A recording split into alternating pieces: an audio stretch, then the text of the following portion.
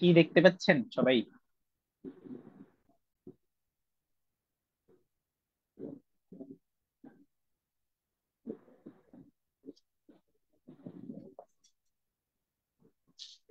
সবাই আমাকে দেখতে পাচ্ছেন কিনা একটু কাইন্ডলি জানাবেন।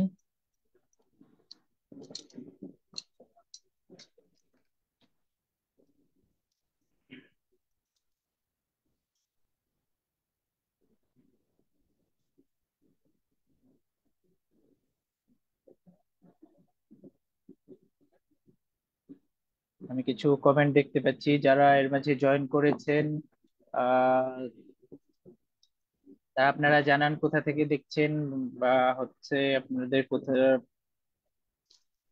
যারা প্রথম ক্লাসটি করেছেন তারা আপনারা জানেন অলরেডি আমরা এই ক্লাস পর্যন্ত পড়েছিলাম, আলুর বিক্ষেপণ পর্যন্ত। তো আজকে তারপর থেকে দেখব। তো তার আগে আপনাদের সাথে একটু কথা বলি যে আপনাদের প্রথম ক্লাসটা কেমন লাগলো সেটাও জানাতে পারেন, বা আহ, কি এক্সপেক্ট করেন এই ক্লাসগুলো থেকে, বা হচ্ছে কোনো স্পেসিফিক কোশ্চেন থাকলে সেগুলো করতে পারেন। কে কোথা থেকে দেখছেন সেটা জানাবেন।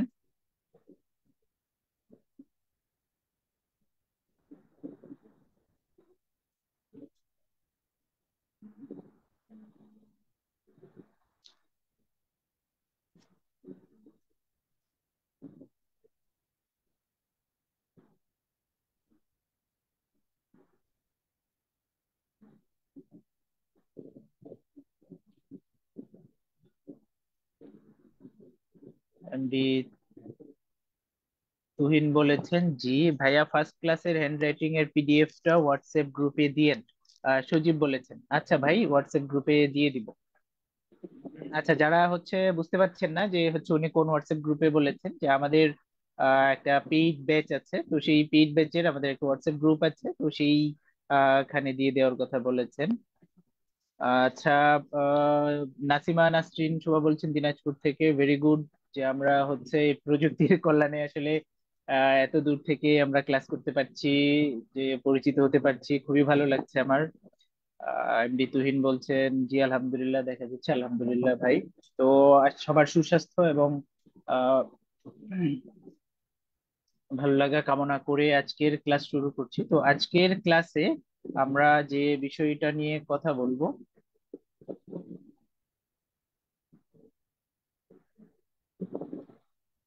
সেটা হচ্ছে আমাদের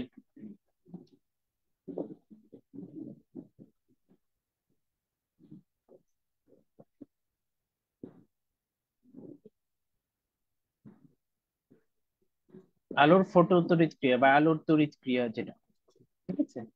ক্লাস ওয়ান এর লিঙ্কটা দেন প্লিজ। আচ্ছা আপু, ক্লাস ওয়ান এর লিঙ্কটা হচ্ছে আমাদের ইয়াতে পেয়ে যাবেন, পেজেই পেয়ে যাবেন, ঠিক আছে।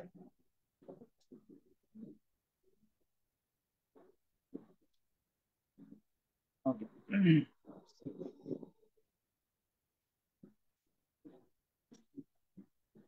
আমার খুব ভালো লাগছে আপনাদের সাথে কানেক্টেড হয়ে, এবং হচ্ছে আপনারাও আগ্রহ ভরে ক্লাস দেখছেন, এটা আরো ভালো লাগার একটা ব্যাপার।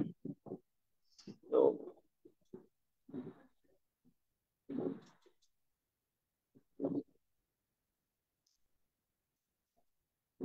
ঠিক আছে। আচ্ছা, আজকে আমরা হচ্ছে আলোর তড়িৎকে আর একটু পরে শুরু করি, আরো একটু সময় যাক, আমরা হচ্ছে সহজ টপিক দিয়ে শুরু করি। প্রথমে আলোর প্রতিফলন দিয়ে শুরু করি। আলোর প্রতিফলন। আজকে হচ্ছে কত তারিখ? আজকে হচ্ছে 2 তারিখ। 2/11/2023।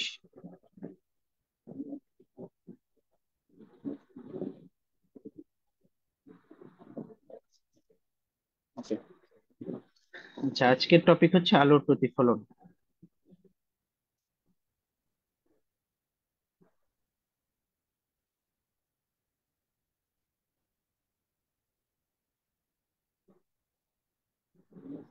আচ্ছা, প্রতিফলন নিয়ে আমাদের মোটামুটি সবারই বেশ ভালো ধারণা আছে। আচ্ছা, সাউন্ড ক্লিয়ার কিনা একটু বলেন তো।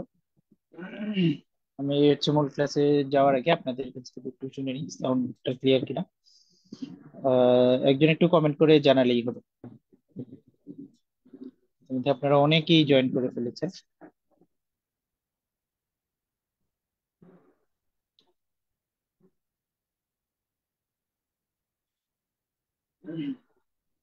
আচ্ছা, তো প্রথম ক্লাসে আমরা আলোচনা করেছিলাম যে আলো আসলে কেমন আচরণ করে বা কি বিহেভ করে, বা কিভাবে চলাচল করে বা ইয়া করে তার জন্য আমরা হচ্ছে চারটা আলোর থিওরি পড়েছিলাম, তাই না? আমি সেই চারটা থিওরি একটু ইয়াতে যাই। ওই জন্য এই যে আমাদের হচ্ছে আলোর চারটা তত্ত্ব ছিল। একটা ছিল কণা তত্ত্ব, তাই না? আর একটা ছিল তরঙ্গ তত্ত্ব, তারপরে ছিল তাড়িৎ চুম্বক তত্ত্ব এবং কোয়ান্টাম তত্ত্ব।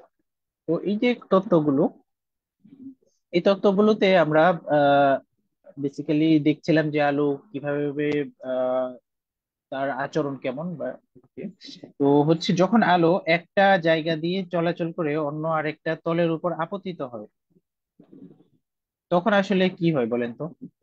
ধরেন এই যে আমাদের হচ্ছে এই যে আমার উপরে একটা লাইট আছে, ঠিক আছে? তো সেই লাইটটা এসে আমার মুখের উপর আপতিত হচ্ছে।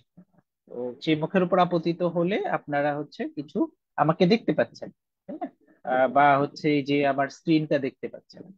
তো এই যে আলোর যে এই যে ব্যাপারটা যে একটা তল থেকে ধরেন একটা মাধ্যম হয়ে আর একটা মাধ্যমের উপর আপতিত হলো, তো এই আপতিত হলে বেসিক্যালি তিনটা ঘটনা ঘটতে পারে, ঠিক আছে? এই তিনটা ঘটনা হচ্ছে, একটা হচ্ছে প্রতিফলন হয়,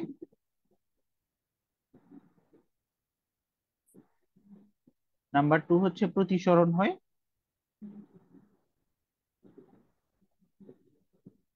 এবং নাম্বার থ্রি হচ্ছে কিছু পরিমাণ আলো শোষিত হয়। ঠিক আছে, মানে ধরেন হচ্ছে আমার এইটা হচ্ছে একটা মাধ্যম বা একটা তল, ঠিক আছে? সাপোজ এটা হচ্ছে আমার টেবিল বা হচ্ছে, তো আলো যখন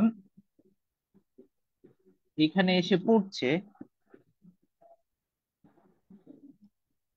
ধরেন এই যে এটা হচ্ছে আলো, ঠিক আছে? আলো যখন এখানে এসে পড়ছে, তখন বেসিক্যালি তিনটা ঘটনা ঘটতে পারে। কিছু পরিমাণ আলো এই মাধ্যমে আবার ফিরে আসবে, এটাকে বলছি প্রতিফলন।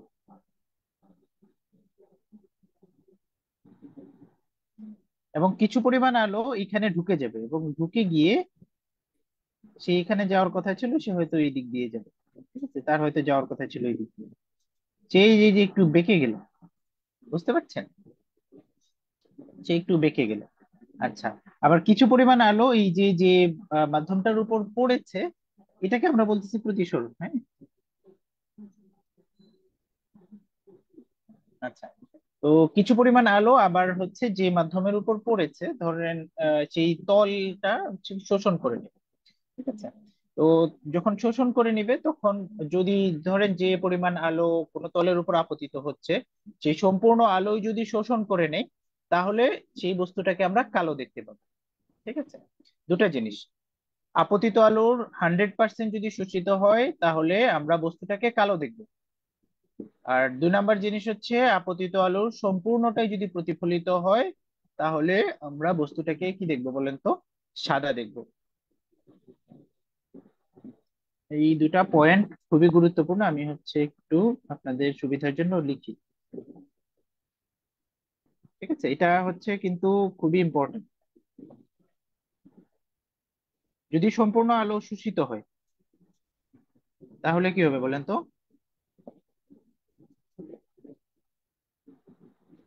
বলে বস্তু কালো দেখাবে।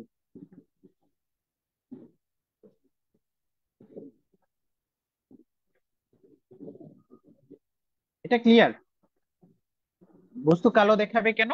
কারণ ওই বস্তুটা থেকে আর কোনো আলো প্রতিফলিত হচ্ছে না, সে সম্পূর্ণ আলো শোষণ করে নিচ্ছে, মানে কি ওই বস্তুটা থেকে কোনো আলো আমাদের চোখে এসে পৌঁছাবে না। তো চোখে এসে যখন আলো পৌঁছাবে না, তখন সেই বস্তুটাকে আর আমরা দেখতে পাবো না। দেখতে পাবো না মানে কি, সেখানে রঙের অনুপস্থিতি থাকবে। এই রঙের অনুপস্থিতির ব্যাপারটাই আমরা আসলে কালো হিসেবে দেখি। আশা করি বুঝতে পেরেছেন। আবার যদি সম্পূর্ণ আলোই যদি হচ্ছে প্রতিফলিত হয়, তাহলে কি হবে বলেন তো? তাহলে বস্তুটার রং আমরা কি দেখবো?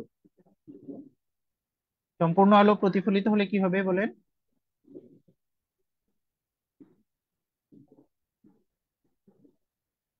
প্রতিফলিত হলে আমরা বস্তু হচ্ছে সাদা দেখব,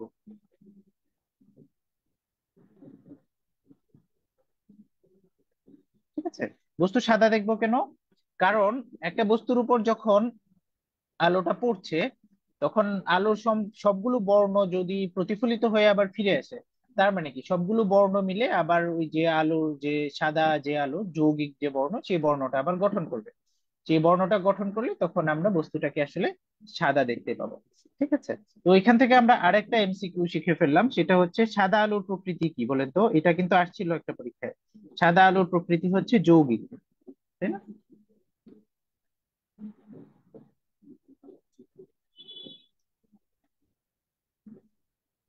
আচ্ছা, যৌগিক মানে কি? আমরা এই যে কালকে যখন আমরা বলছিলাম বর্ণালীর কথা, ঠিক আছে, সেই বর্ণালীতে কিন্তু